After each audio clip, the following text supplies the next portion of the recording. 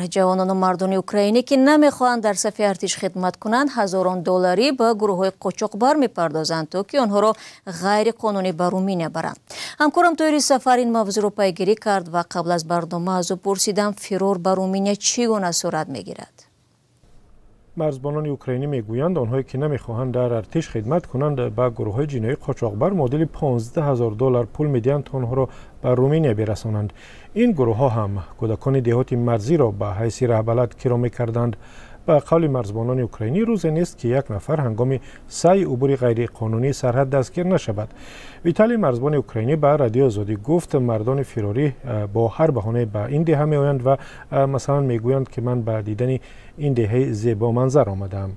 از زمان آغاز جنگ در ماه فوریه سال 2022 اوکراین خروج مردان تا 60 ساله از کشور را منع کرد، هرچند چند پیش به جوانان از 18 تا 22 ساله این اجازه را داد. وکیلان مردمی اوکراین ماه می امسال گفتند که از روز منع خروج 45,000 نفر جوان و مردان اوکراینی کشور را غیر قانونی ترک کردند. یک جوانی که خبرنگاران رادیو آزادی با او آنلاین صحبت کردند داستان دیگری دارد و سبب‌های گریختنش را چنین شرح می‌دهد. او 5 سال پیش به صف نیروهای چترباز اوکراین پیوسته است و با این امید که رئیس جمهور ولادیمیر زلنسکی با مذاکرات با روسیه و نیروهای تحت حمایت آن در منطقه شرقی دونباس به جنگ در اینجا خاتمه می‌دهد. جنگی که سال 2014 روسیه در این منطقه افروخت جان 13,000 نفر را گرفت. مصاحبه رادیو آزادی گفت آن وقت من احساس می‌کردم که همه این تمام می‌شود. زلنسکی سال 2019 به قدرت رسید و وعده داد که برای رسیدن به صلح حتی با شیطان هم سازش می‌بندد. اما وقتی جنگ تمام عیار روسیه آغاز شد من فهمیدم که 3 انتخاب دارم: معیوبی، مشکلات روانی و یا مرگ. اما یک انتخاب دیگر بود و آن هم فرار. پایان اقتباس.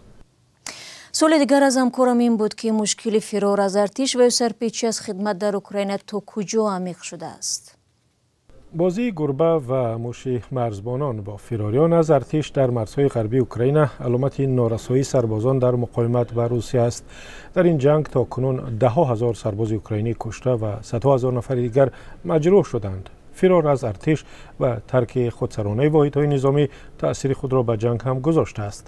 دادستانی کل اوکراین گفت که در ماه‌های اول سال 2025 برای ترک خودسرانه واحدهای نظامی بیشتر از 110,000 پرونده باز کرده است. از ماه فوریه سال 2022 تا حال 50,000 پرونده جنایی برای فرار از ارتش باز شده است. سرپیچی از خدمت هم سبب اجرا نشدن دعوت نقشه دعوت به ارتش شده است و از این رو مقامات اوکراین مردم را از سر راه دستگیر کرده می بردند. همین ماه نمایندگان کمیسریت نظامی و ماموران پلیس را در یک ناحیه برای جلب مجبوری و یا همان ابله و بدرفتاری با جوانان و مردان سن خدمت متهم کردند. روز 15 اکتبر در شهر ترنوپیل در غرب اوکراین چند سرباز را دستگیر کردند که با آدمربایی و غارتگری متهم شوند. آنها را به تمجیدی و پولستانی از غیر نظامیان و سربازان مجروح گمان بر کردند. سال 2024 در اوکراین قانونی نوی بحث برانگیز سفربری به ارتش را قبول کردند تا تعداد کافی سربازان را به صف نیروهای مسلح بیارند. اما سال گذشته یک تحقیق آشکار کرده است که مقامات حکومتی با معیوب نشان دادن خود از عهدهداری خدمت حتمی آزاد شدند. تشکر همکارم توی سفر بود که نقل کرد چگونه جوانان و مردان اوکراینی از ترس جنگ و نپیوستن به صف ارتش به رومینیا فرار میکنند.